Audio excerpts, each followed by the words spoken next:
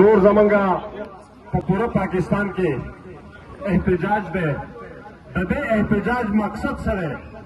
موږ تاسو ولې بار بار د خپل ملګري د خپل ورکرز دا تنګو چې تاسو راوځئ؟ موږ تاسو نه تنګو بلکې تاسو موږ ته وایئ چې اوس تپوس وکړئ. داسې ده که نه؟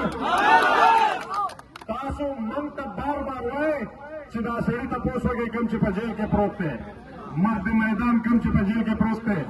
موږ ورته د دې ځینې یو پیغام ورکوو چې موږ دا احتجاج په پوره پاکستان کې د هغه په کال باندې راباسلی دی چې عمران خان په جیل کې ووایي چې په پوره پاکستان کې احتجاج وکړئ.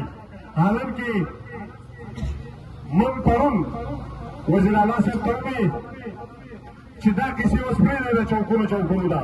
ځئ چې ځو په دې کومو خبرو باندې چې ځو تاسو ټارچر کولی، جیلونو ته کولی، غلط اف آی آر په موږ باندې کېدې.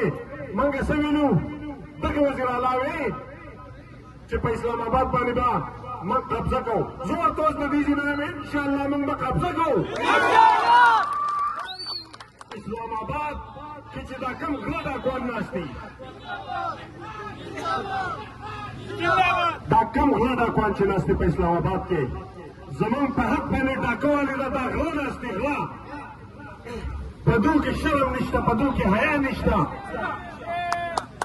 یو سړی خو دومره مو شرمېږي که نه چې په غلا راغلی یم، د قوم نه مې اور پټ کړی، دلته ناست یم. دی په کومو سترګو په کوم ایمان باندې دی په دغې کرسۍ ناست دی؟ دا وایي چې زه غلی یم، ما د دې قوم مې ډېر پټ کړی دی. څنګه به دله مزه ورکوي؟ یو مزه خو هغه کوي چې د عوام په طاقت باندې راشي، د عوام په طاقت باندې ته حکمراني کې او د عوام ترجماني کې. دا د مزې سیاست دي او دا حکمراني کوم